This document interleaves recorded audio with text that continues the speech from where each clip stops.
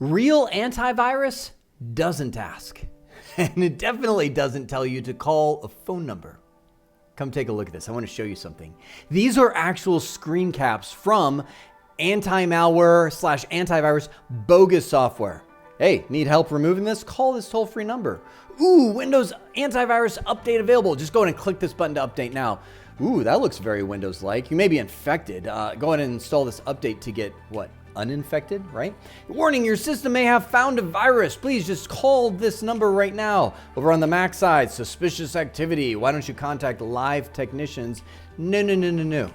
Real antivirus just does it. If it sees a virus, if it sees malware, it'll just take care of it. It may be like, hey, I took care of this little pop-up, lets you know that's what happened. But if you are having to install something or to call a phone number in response to an antivirus message, it is very likely exactly the opposite of what it is saying it is. It's probably something that's going to infect your device.